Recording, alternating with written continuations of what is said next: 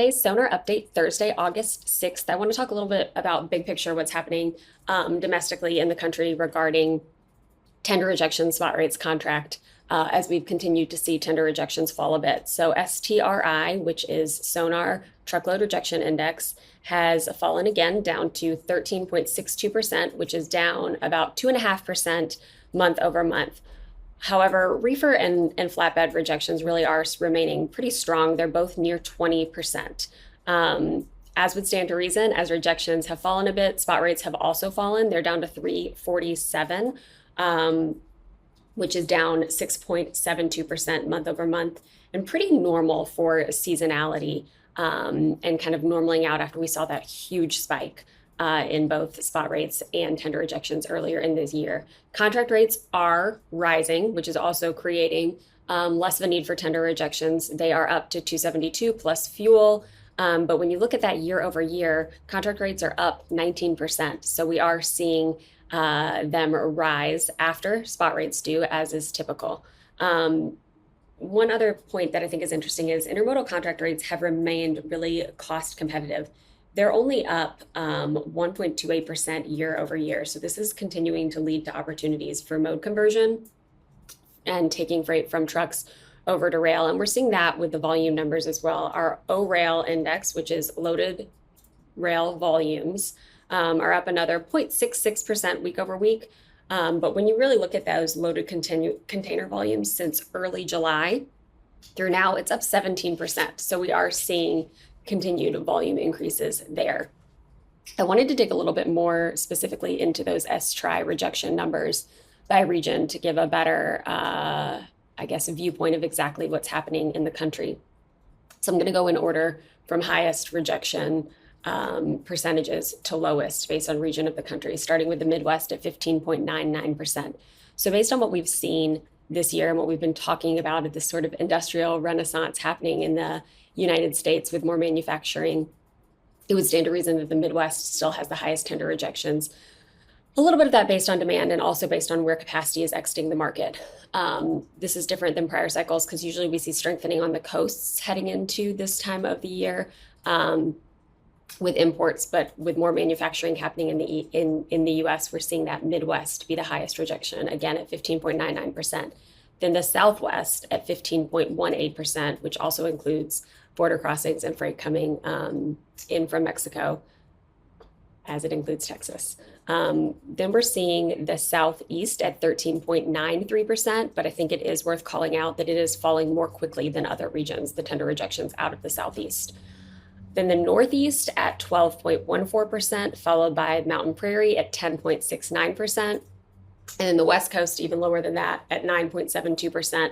I dug into that a little bit more because obviously California and LA drive so much of the freight in that West Coast region. So California as a whole is at 9.88%, with Los Angeles being at 9.15%. So while we are seeing a lot of port activity, as we heard from Gene Soroka earlier this week on the show, as it moves into the Inland Empire, into warehouses, then we'll continue to see more freight come out of there and likely see rejections rise, but still remaining, certainly I would say, relatively manageable at 9.15%. Generally, we've heard from a lot of our customers that around that 8% tender rejection is where they get some leverage in the market as a transportation provider. But again, compared to recent norms where tender rejections were so high earlier this year, down to 9.15% in Los Angeles. And then bringing up the end is the Northeast at 8.97% tender rejections. So I wanted to put this in context with volumes overall as well. And when we do look at volumes year to date from where they were in early January, which was pretty low, they are up 34%, with accepted tender volumes up 30% year to date. That new ASTVI index that we released earlier this year. But when you put it in context of just the last 3 months where we've seen a bit of this cooling, they are down, volume is down 4.6% in the last 3 months, with accepted tender volumes down 5.2%.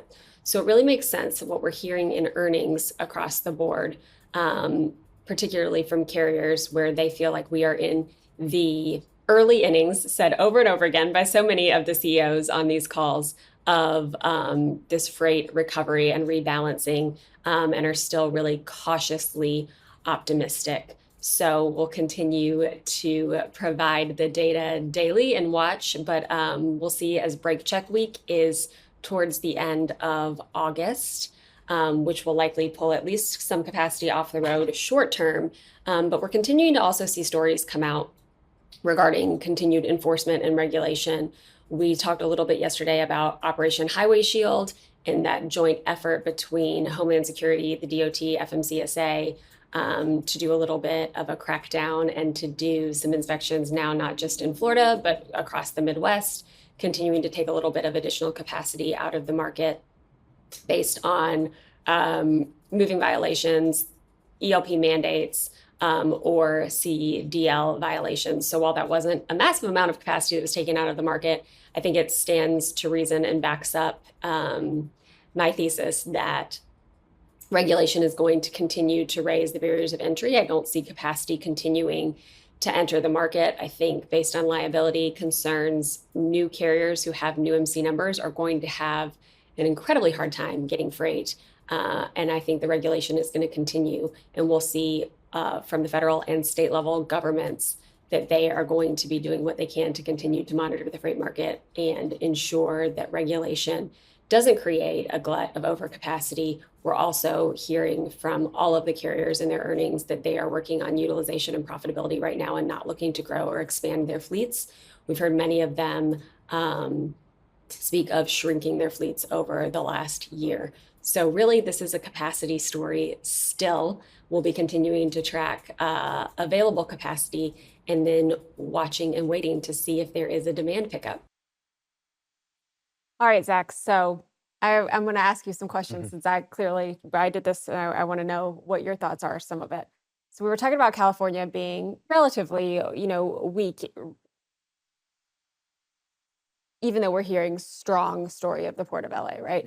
So do you think Intermodal is taking a significant amount of volume from there right now, or do you think this is just normal seasonality? No, it's definitely Intermodal is taking some level of additional volume away. I mean, you can see it in the Intermodal, the loaded domestic container charts. Like, it doesn't seasonally move higher at the end of July. And that's what we're seeing is domestic container growth at the end of July. If you look at the very edge of this chart, like there's an uptick in domestic container volumes and it's coming down. And I think if you looked at the trend line, and I'm a data nerd, so looking at the trend line of STVI there, you can see that we're actually falling below April and spring volumes. This is weird. I mean, the question I ask next is this an economics issue? Are we seeing lower demand economically? And the answer is no. Based off the loaded container volumes, it looks like shippers, and I mean, if I'm a shipper, you have to consider like continuing to transition some of that volume to containers.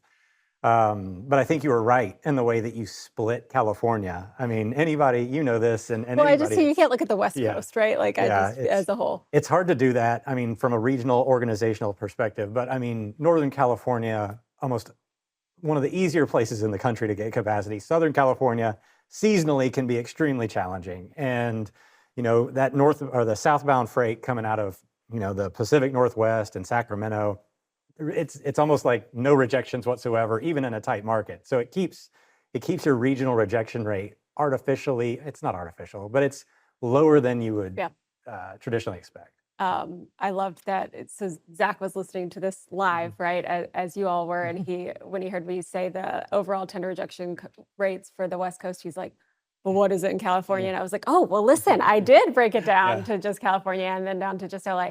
My first job out of college, I was a pricing analyst specifically for the West Coast. And they were like, really, all you need to know is that all of the freight comes out of LA and any carrier or any capacity that's on the West Coast needs to get to LA. And I was like, yeah, that's true.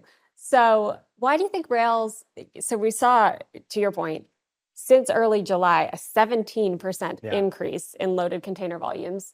Why are intermodal contract rates not rising more quickly than they are, right? 1.2% year over year. You've got to dabble into a little theory, but there's also a structural impact here. Like, they don't get rate increases till October. Like, seasonally speaking, they don't traditionally start to raise rates. But I think there's also this added layer of this transcontinental merger that's keeping us a little bit, I think it's keeping rates a little lower than they would be. I think we would have seen some peak season surcharges announced. I think that's still in question as to what that means in terms of when peak season is and how much that might entail. But once the rails start to encounter some congestion around their railheads, I think we'll start to see that percolate later. Yeah. Right now, shippers, they're seeing a 32% savings rate. And if they're pulling freight in earlier than they anticipated, which we saw in our data, they did have a little bit of a pull forward in June. They got time to transload this stuff and let it move across the country and warehouse it before the final demand. So it's And now's the time to do it so Yeah. that you can get rail spots. If you Yep. wait until peak season, yeah. you're not going to be able to get spots on the train, and it will be at a peak season surcharge. You need to go ahead and set your benchmark now Yeah. for how much freight you're shipping each week. So you don't I'm get not taking surcharges. too much away from this yet because it is July. But I think after Labor Day, we're going to see some things. And by the way, it's a call out. I wonder why the CAVSA wants to encourage drivers to take vacations. They keep having their inspection periods right next to major holidays. I never thought about that, Yeah, but it like doesn't make any sense. It's like, okay, give you a reason to get off the road.